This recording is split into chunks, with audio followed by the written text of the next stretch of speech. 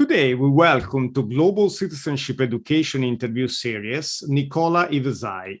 Nicola is Vice President and Deputy to Chief Policy and Governmental Relations Officer at globalcitizens.org. He was a career diplomat from Montenegro's Ministry of Foreign Affairs, where he spent 10 years as the first secretary in the Foreign Ministry in Montenegro and later in the Permanent Mission of Montenegro to the United Nations. Subsequently, he became an advisor to the 72nd President of the United Nations General Assembly. So, Nicola, I know that your bio is rich and full of interesting experiences, and I want to really thank you for joining this interview series. We will discuss, of course, notions of global citizenship education, what is a global citizen, and many other interesting questions. But I would like to begin this conversation by asking you, what is globalcitizen.org? Good morning, Emiliano, and pleasure to be with you and pleasure to be part of this series.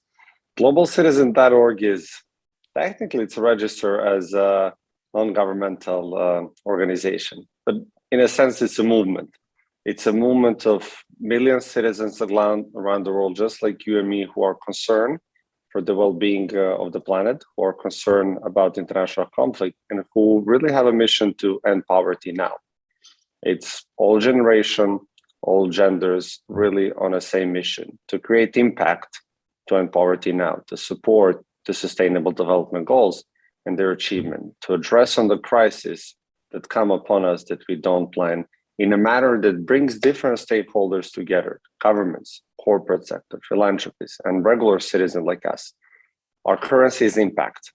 What we do is we really want to create impact. So we use this army of global citizens around the world to give public validation or public pressure to the people who are decision makers in governments, in corporates, or philanthropists, that they need to do the right thing, not just because it's opportune geopolitically or in terms of social corporate responsibility, but because that's the only way that we can go together. It's about solidarity, it's about interconnectedness, and knowing that we cannot play isolationist politics on this planet and support that kind of policies, that unless we support each other and invest in each other, we are not going to achieve the 2030 development agenda.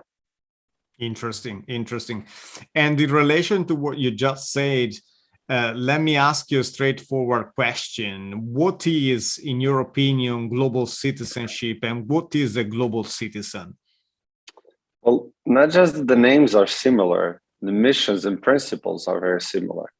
Both sides, the initiative for Global Citizen for Education, Global Citizen Movement, are trying to build up a more just, more fair, more equitable world, right? We try to base it on a principle of United Nations, which is human rights, peace and security and development. Both of us are educating people and making sure we give them the ammunition in their hands to build better future for all of us. We're interconnected. What both are trying to do is explain people that the war in Ukraine has repercussions for them in Africa and Latin America, because the grain export will be stopped. Explaining people that the war in Ukraine is affecting also climate insecurities and energy security, making sure that fossil fuels will be used again instead of less. So we really try to bring it back to the basics. We need to work together. And pandemic has shown us when we work together, when people are well informed, they can actually take joint measures. And within 12 months, the world was able to build much more than in 10 previous years. Vaccines were produced in record time, right? Funds were raised in record time. People change their behaviors in record time because of the good of all of us. Yeah.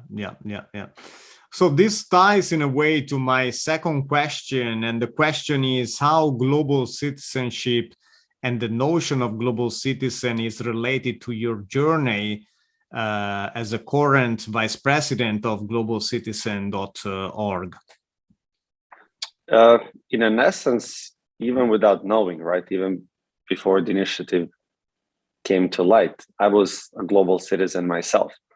Grew up in the Balkans as a minority population in the countries in the 90s where, we were surrounded by wars and there was lack of chances of future because of nationalist politics and because of these politics, we are better than them, or we deserve this, they don't deserve that.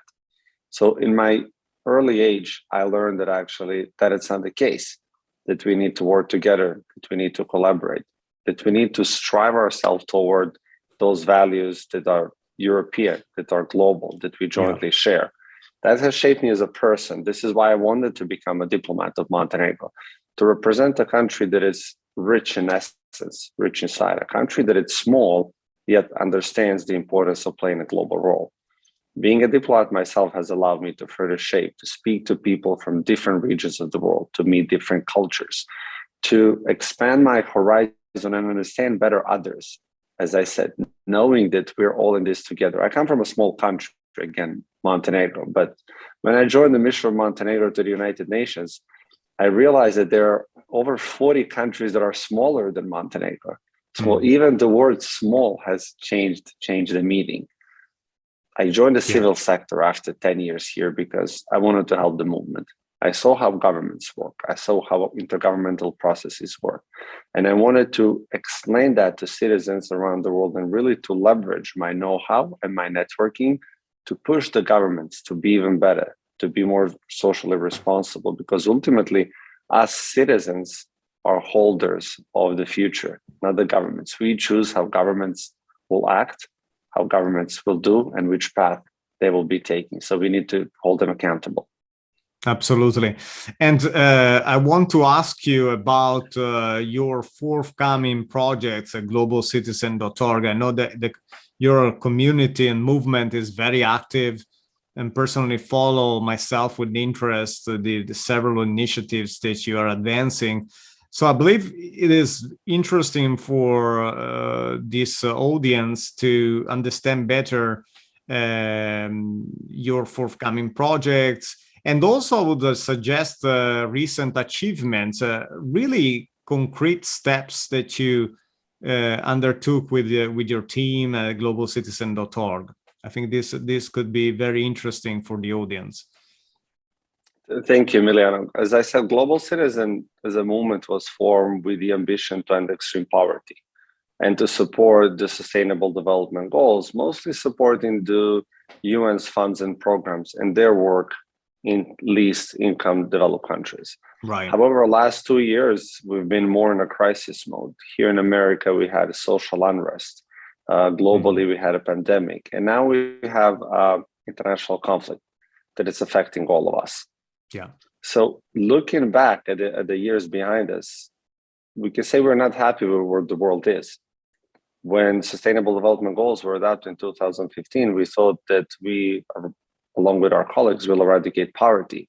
Reality is, because of what I just said, we have more people living in poverty today than we had in 2015, which is unacceptable. And we, as Global Citizen, have decided to not furthermore advocate to end poverty by 2030, because it's not morally acceptable. We want to eradicate poverty now. We want to do what we can do. We have learned from the pandemic mostly what the world needs. And number one, the current systems are not built. We had too many rich countries, developed countries, hoarding vaccines or keeping the funds for themselves. Yeah. Same currently with the food crisis that it's happening with the war in Ukraine. We see inflation around the globe, but we also see more people living in poverty on global south because of food insecurity, because of lack of the access to food. So we need to change system. The systems are good, but they are not built for the challenges of the 21st century. We need to work to make the multilateral system, be that UN, World Bank, IMF, are really best positioned to help those in needs. And that means different tables or longer tables, more inclusive tables with more, people from academia, with more people from civil sector, with stronger incorporation of corporates. That's what we need. The second pillar, we want to continue advocating for climate change. It's something that is very high on our agenda. It's something that we cannot hide behind because it's affecting all of us, be that international climate financing, be that loss and damage, which is initiative for rich countries to kind of pay back the poor countries that are not guilty for what's going on in the world and for climate change. They're not producing emissions, yet they're suffering the most because of climate change. And the third one, we want to empower empower women and girls. Adolescent girl is a demographic group with the highest potential to alleviate themselves and their families from poverty. We want to educate them. We want to advocate for their nutrition, for sexual reproductive health, and for their care agenda. So we have launched this initiative back in February, and we have started campaigning already on most important policy-related moments like G7, like G20, like COP28 that it's coming. And we are planning 2 big concerts on September 24th, one in New York on the margins of UN General Assembly, and one in Ghana, Accra, on the same day. So some might ask why 2 concerts, right? New York is business as usual for Global Citizen. We're always at the United Nations General Assembly. We're always in the hallways. That's where we can influence, and we can bring the world leaders on our stage to make commitment and Global Citizen to hold them accountable. On the other side, we want to give Global South a real voice. Often, Global South leaders are not heard enough, right? We want to make sure that they're vocal. We want to make sure that they can invest in themselves, but also say, this is what we need, which comes back to my first point. Systems needs to change, but systems will not change unless people or leaders or global citizens like you and I are vocal enough to say what needs to be changed. So those are our plans ahead. These 3 pillars, working with lots of governments. We have outreach to over 80 governments so far. We have great political champions. We have the President of European Commission, Ursula von der Leyen, with us, and Prime Minister of Barbados, Mia Mottley. We intentionally choose 2 females to be our leaders, one from Global North, one from Global South, because we need to connect. We need to better understand each other, which is coming back to the beginning of this interview, a purpose of all of us, to understand that we need to work together, that my concerns are your concerns, that concerns of Barbados are concerns of the European Commission, and vice versa, because we cannot live in a world where we think things are too far from me, they will not touch me. Absolutely. Very interesting connection. This discussion on Global North and Global South is really fundamental and core. And by the way, there are several projects currently I'm working on this point, really to, discuss the importance of global citizenship education in the Global South and for the Global South in relation to how to best connect the whole framework of global citizenship education in the Global North. So this connection is very, very important, and I'm glad that you mentioned this. And so we discussed very interesting areas, and I want to ask you a central question for this video interview series on global citizenship education. And the question is, how would you define global citizenship using 3 keywords, and why these 3 keywords? Well, I read once that Einstein said, if you cannot explain something to a 5-year-old kid, that you don't understand it yourself. Right. But it's a challenge in itself. 3 keywords, I would say: justice, equity, and development. This is what we need to be about. There needs to be a just world, a world that is fair, where everybody has the chance to develop. It needs to be equitable development, which means that our starting points are not the same if I live in a rich country versus if you live in a poor country. We need to make sure that the playground is level, right? And we need to make sure that the Global North invests in Global South, that they have access to loans or low loans, that they have access to funding that they will return in long term in a sustainable way, not increase their debt. You probably know that more countries from Africa are currently paying more for their debts to international institutions than they're investing in their health systems, which was not be the case. And the third one is development. Unless you invest in something to develop in a sustainable way, by understanding the nature, by protecting the planet, by respecting human rights of your own citizen and educating them, then you have no chances of achieving 2030 agenda. But I'll give you alternative, 3 words also from global citizen perspective: and poverty now. Those are 3 words that we can also use. And that's the slogan of our campaign. Absolutely. End poverty now. So we have justice, equality, equity, and development. And then, of course, the big motto, end poverty now.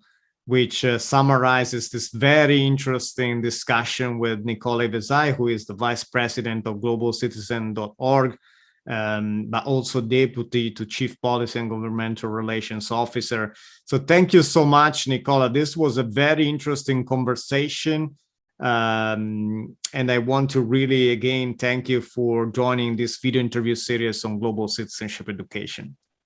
Thank you very much, Emiliano, for having me. Always here to support good causes and global citizen for education. I would like to invite also your viewers to go on globalcitizen.org, download our app, and really join the movement. It's about all of us who can tweet from our phones, who can sign petition, who can go on our rallies and do whatever we can to change the world, because each action matters, right? Yeah, really. No, I appreciate the spirit of globalcitizen.org, because it's really encouraging people to be active participants, engaging with the community, agents of change. This is what really interests me about your movement. So that is an aspect that is very much needed in society nowadays. So thank you so much, Nicola. Thank you, Emiliano, for having me.